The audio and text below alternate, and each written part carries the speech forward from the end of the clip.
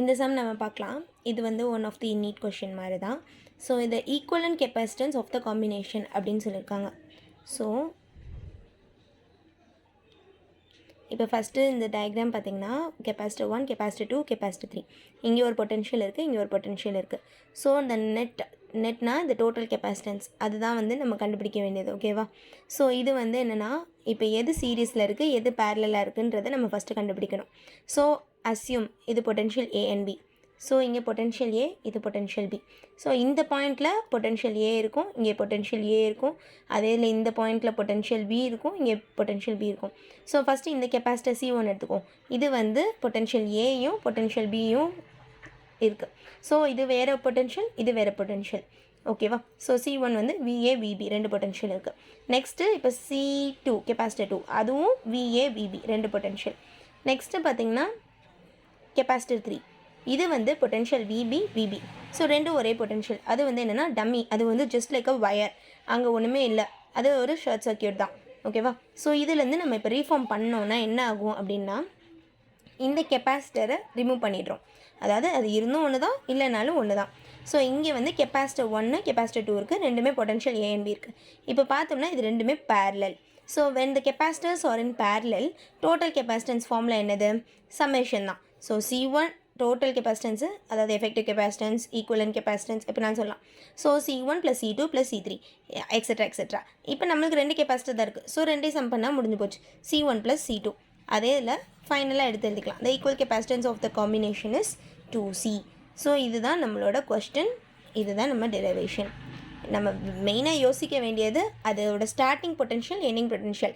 அதாவது ஒரு கெப்பாசிட்டர் ரெண்டு பக்கம் இருக்கா, இங்கிட்ட என்ன பொட்டென்ஷியல் இருக்குது, அங்கிட்ட என்ன பொட்டென்ஷியல். சப்போஸ் சேம் பொட்டென்ஷியல் இருந்துச்சுன்னா அது கேன்சல் ஆகிடும், ஒன்றுமே இல்லைன்ற மாதிரி. டிஃப்ரெண்ட் பொட்டென்ஷியல் ஆகிருக்கும் போது நம்ம ஸ்ட்ரக்சரை ரீஃபார்ம் பண்ணலாம். ஸோ ரீஃபார்ம் பண்ணும்போது எப்படி பேரலாக வருதா இல்லை சீரீஸாக வருதான்றதை பொறுத்து we will apply the formula. அதாவது total capacitance CT = C1 + C2 + C3 இப்படியே போகும். ஓகேவா? நம்பர் ஆஃப் கெப்பாசிட்டர்ஸ் சிம்பிளாக சொல்லணும்னா. ஓகே, ஸோ இப்போ நம்ம இந்த கொஷின் பார்ப்போம். A parallel plate capacitor has a uniform electric field E in the space between the plates.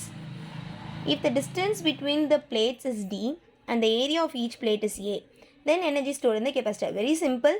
So இது அப்படியே question to diagram. So parallel plate capacitor ரெண்டு இது வந்துச்சு. நெக்ஸ்ட்டு அதோட பொட்டென்ஷியல் என்ன சொல்கிறாங்க? Okay listen. இப்போ எலக்ட்ரிக் ஃபீல்டு இந்த ரெண்டு பேரலல் பிளேட்ஸ்க்கு மத்தியில் இருக்குது அப்படின்னு சொல்லும்போது இங்கே எலக்ட்ரிக் ஃபீல்டு E இருக்குது. இது ரெண்டுக்கான டிஸ்டன்ஸ் D. ஸோ ஒவ்வொரு பிளேட்டுக்கான area A.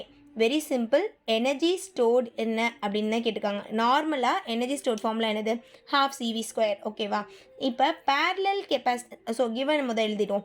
Electric field E, parallel plate capacitor, அப்புறமேட்டு அதனால ஃபார்முலா மாறும். Distance D, area of each plate A. So capacitance in a parallel plate capacitor. ஓகேவா?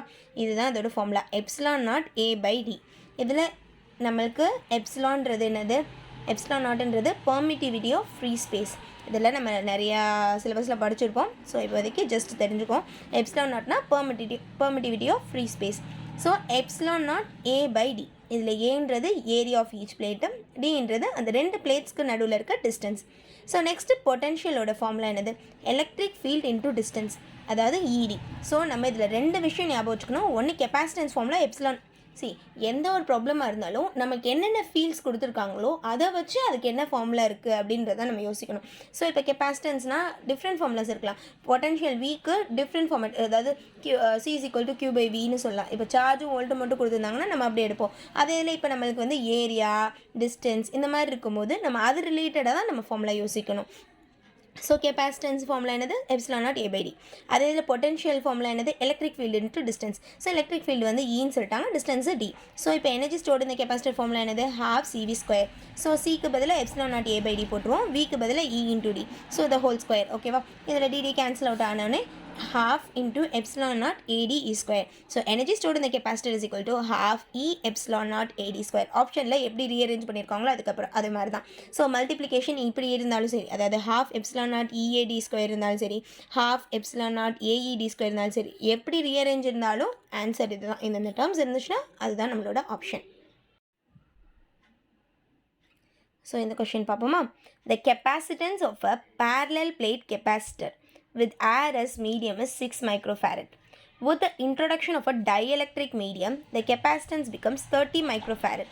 The permittivity of the medium is epsilon naught 8.85 into 10 power minus 12 coulomb square per Newton per meter square.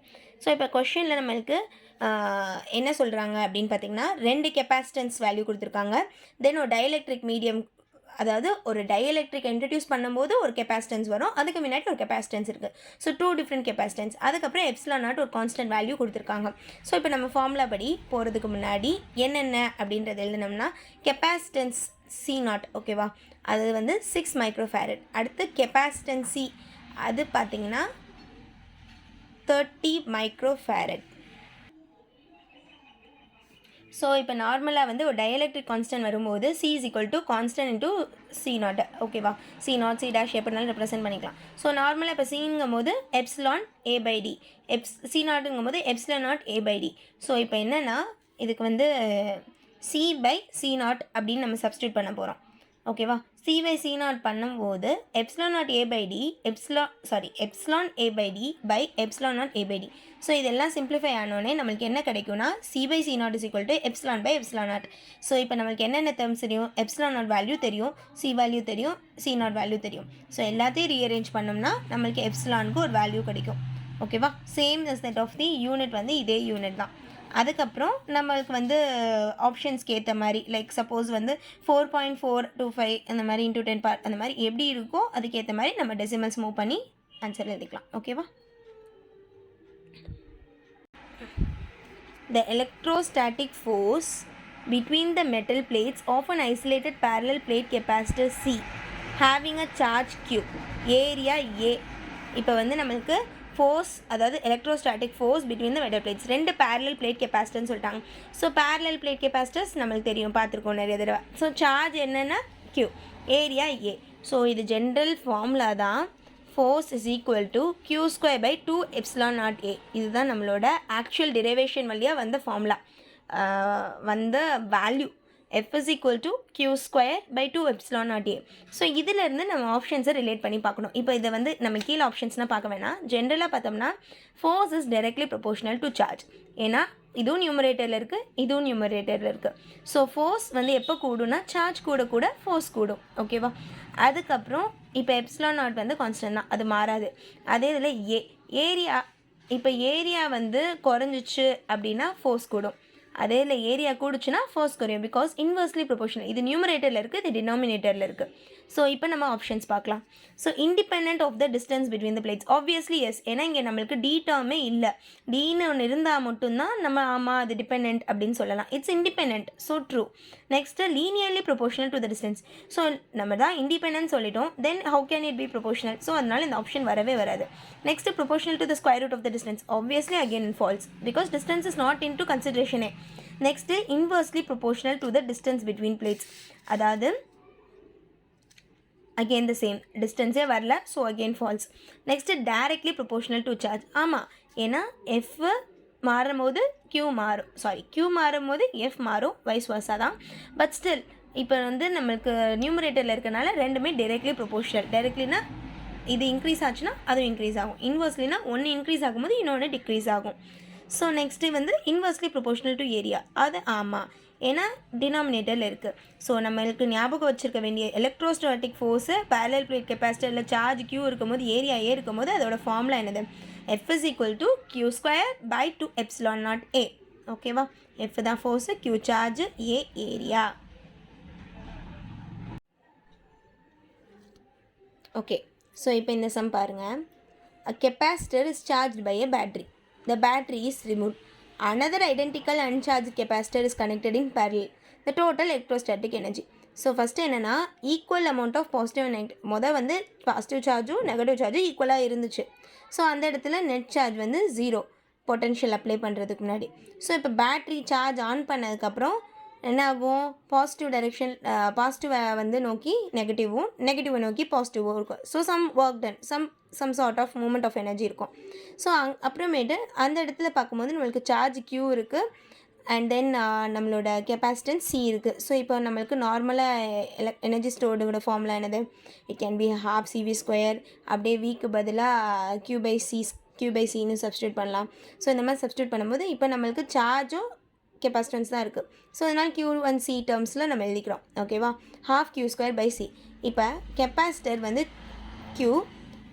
Capacitor உள்ள இருக்க charge Q, capacitor C முடிஞ்சிடுச்சு. இப்போ battery remove பண்ணிடுறோம்.